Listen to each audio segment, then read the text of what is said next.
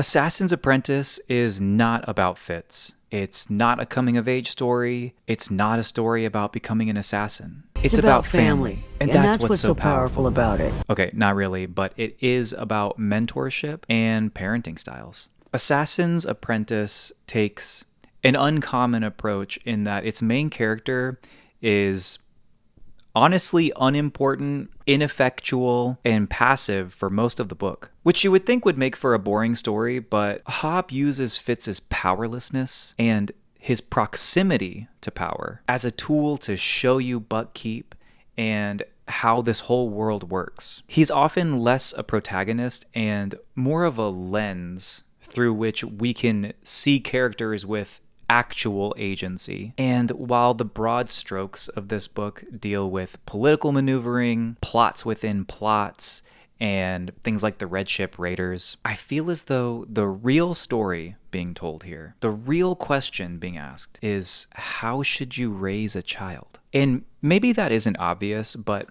as a parent myself, reading this book for the first time, what I experienced through most of this story was a sort of internal struggle within myself as I read how these guardians, how these parent figures and mentors in Fitz's life would communicate with him, how their communication styles would make him feel. I'd see how Burrich wouldn't explain to Fitz why the wit was wrong to use, and how angry he would get at Fitz continuing to use it, how he'd throw a tantrum and cut Fitz off emotionally. And I just want to shake him and slap him and get him to realize that what he's doing is never going to work. It's the kind of thing you realize through your own mistakes in parenting, and it makes you want to get into a time machine, or just tell somebody else what you regret and have them take your advice. Or even the way that Shade steps in and he builds up Fitz's confidence through proving his worth by what Fitz can do. And how when Fitz decides to disobey him, Shade snaps. And he acts like a hurt child, and he abandons him. The way that abandonment crushes Fitz. When he doesn't understand why, he doesn't know why he's being emotionally punished, cut off from warmth and care. You want to slap the man and tell him that you can't raise an emotionally stable person by making their self-esteem based on what they can do. You have to instill an inherent sense of self-worth, regardless of who they are or their abilities. And it isn't always a guidance dynamic that Hobb is displaying, but also just the way that parents project onto children. Fitz cannot figure out what is going on with Patience, why she's taken an interest in him suddenly, when his whole life he's believed that she's insulted by his very existence. He can't understand that she sees him as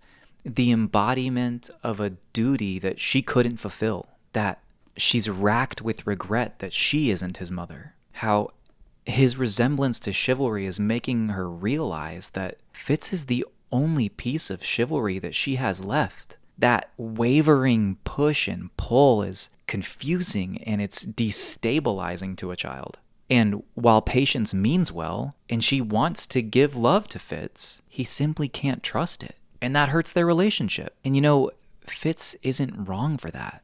And Galen, he embodies that all too familiar pointless cruelty that adults and even parents can have for children. And as a child that hasn't done anything to Galen, that cruelty inspires Fitz to attach to him. He wants to prove him wrong. And as sad as it is, he wants to be Galen's star pupil, despite how unhealthy it is for him mentally and even physically. And that's what happens to children who are accustomed to abandonment. Children that have unstable relationships with guardians. Children that aren't imbued with an inherent sense of self-worth. They will attach to anyone, even someone that's abusive, so long as there's structure in that relationship, so long as they know what to expect. But thankfully, Hobb does not leave us in that depressing state and eventually shows us what a healthy parenting style can look like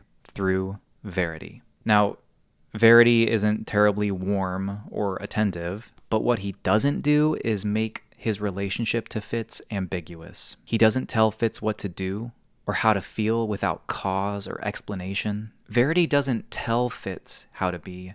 He shows him through his own behavior, through his quiet self-sacrifice, through his responsibility. And when Fitz really needs him, Verity is there. So, if the question that Robin Hobb is asking us in this book is, how should you raise a child? She answers that question in Verity. You have to be present and predictable, and whatever values you want to instill in a child, you have to show it. You can't just tell them.